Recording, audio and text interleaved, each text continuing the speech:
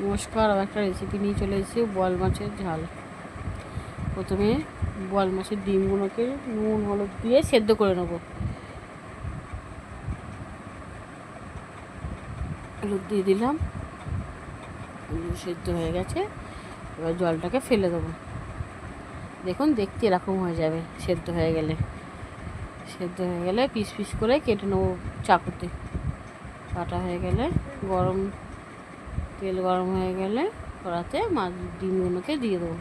বোয়াল মাছের দেখুন এরকম দেখতে লাগবে ডিমগুলোকে। ডিমগুলো দেখুন লাল লাল করে ভাজা হয়ে গেছে। এবার তুলে নেব। তুলে নিয়ে এবার ওর মধ্যে আলুগুলোকে ভেজে নেবো লাল লাল করে। ভেজে নিয়ে একটু নুন হলুদ ওতে দিয়ে দেবো। নুন দিয়ে দিলাম, একটু হলুদ দিয়ে দেবো। দিয়ে লাল লাল করে ভাজা হয়ে গেলে আলুগুলোকে তুলে নেবো।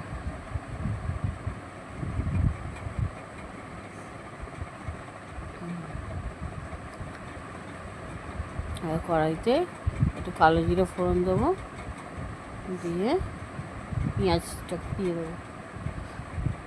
পেঁয়াজটা ভাজা হয়ে গেলে এর মধ্যে আদা রসুন জিরে ধনে বাটা একসঙ্গে বেটে পেস্টটা দিয়ে দেবো।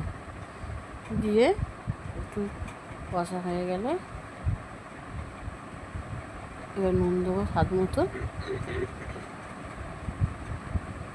টমেটোগুলোকে দিয়ে দেবো, দিয়ে হালকা করে কষে নেবো। কষা হয়ে গেলে কড়াইশুঁটিটাকে দিয়ে দেবো। কড়াইশুঁটি দিয়ে লঙ্কা হলুদ দিয়ে এবার আলুগুলোকে দিয়ে কষিয়ে নেবো। কষানো হয়ে গেলে এবার ডিমগুলোকে দিয়ে দেবো।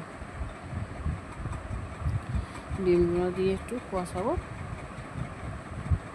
কষে জল ঢেলে দেবো। দেখুন তেল ছেড়ে দিয়েছে। তেলে এবার জল ঢেলে দেবো। জল ঢেলা হয়ে গেলে উপর দিয়ে ধনে পাতা কুচো দিয়ে দেবো।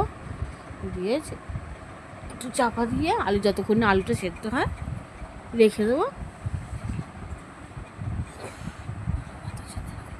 এই দেখুন সেদ্ধ হয়ে গেছে, মাখা মাখা একটু কাইটাই ভালো লাগবে। দেখুন জল শুকনো শুকনো হয়ে গেছে। এবার নামিয়ে নেবো। নামিয়ে দিয়ে হয়ে গেল বোয়াল মাছের ঝাল।